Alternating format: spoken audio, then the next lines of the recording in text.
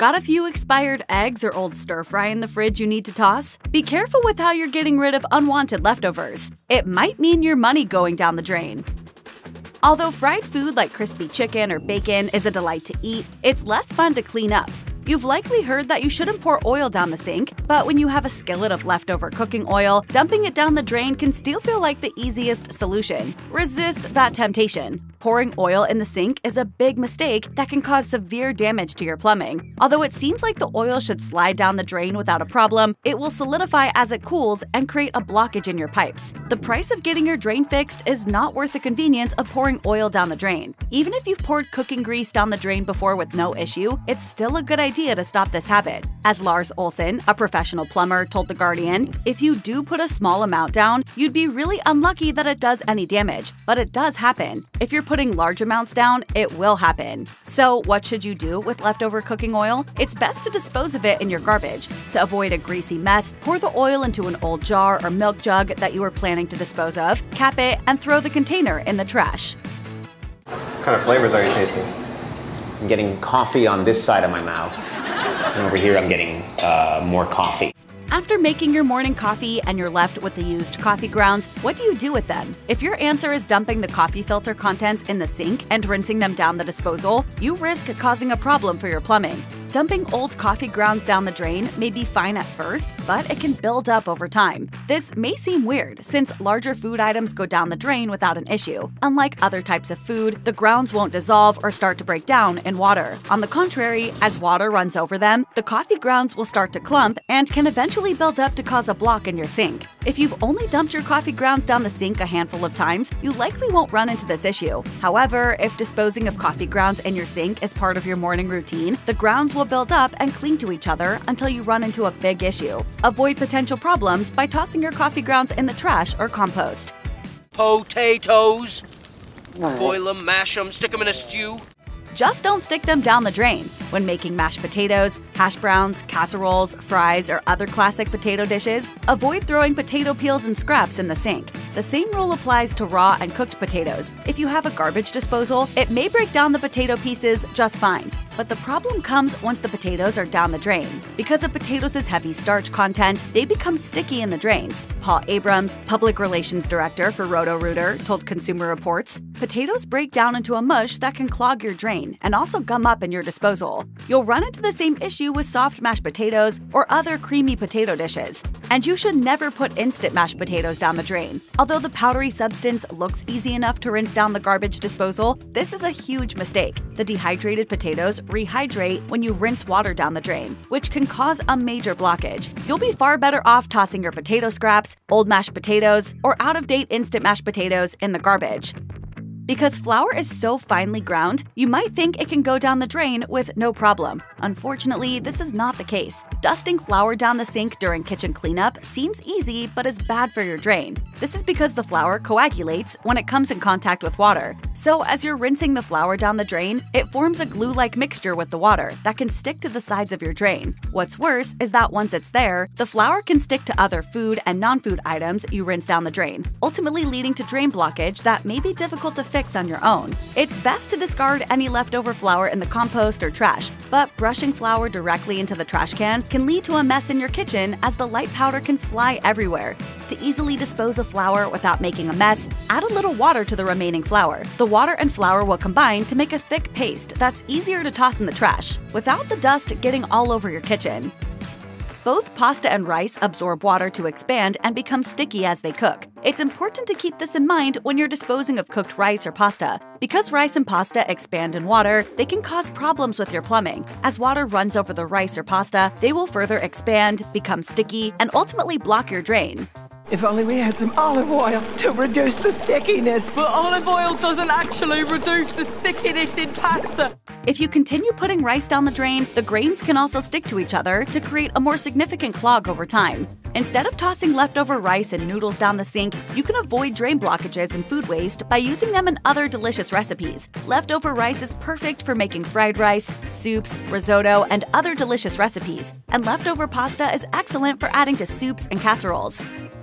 Like rice, oatmeal expands when it comes in contact with water. Due to this, it can become a large drain blockage, even if you only pour a small amount down the drain. If you can picture the thick consistency of oatmeal, then you may already see the issue here. And things only get worse if the oatmeal dries after it's gone down the sink. Dried oatmeal can harden in a cement-like fashion, posing serious risks to your plumbing. It's why you should never pour oatmeal down the drain. To avoid a call to your plumber, you can toss uneaten oatmeal in the trash. If you're worried about it leaking, pour it into a disposable container the same way you would with oil, or you can store the oatmeal for later.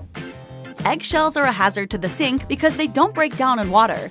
Though you can break the delicate shells into small pieces with your garbage disposal, this doesn't solve the problem. These eggshell bits can get caught in your kitchen sink pipes and cause a buildup in the drain, especially if you have older pipes. According to a survey shared by Consumer Reports, 33% of people reported putting eggshells down their garbage disposal. But to stay safe and avoid the risk shells pose to your drains, it's better to find another way to dispose of them. You can even take advantage of the leftover shells. Instead of throwing them down the disposal or in your trash, use eggshells as a natural fertilizer. The calcium in eggshells is excellent for plants. Try breaking down your eggshells and mixing the pieces with the dirt in your garden to add minerals to the soil that your plants will love.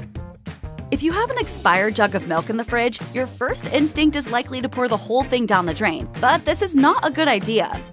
Milk was a bad choice. Milk is slightly different from a lot of the items on this list because it won't necessarily damage your plumbing. You can usually pour milk down the drain and not worry about it clogging your pipes, although doing this consistently can lead to fat building up in your pipes. But a small amount of milk, cream, yogurt, or other milk products should go down your sink easily. So what's the problem? Although pouring milk down the drain likely won't cause damage to your plumbing, it hurts the environment. Milk is considered a polluting substance. After going down the drain and entering the environment, it poses a threat to aquatic and plant life in local bodies of water. This is mostly because milk takes a lot of oxygen to break down, which results in oxygen typically used by animal and plant life being used up, according to D.S. Smith. To avoid this environmental hazard, instead, seal the milk jug and throw the whole thing in the trash, or pour the old milk into another sealable container to throw away.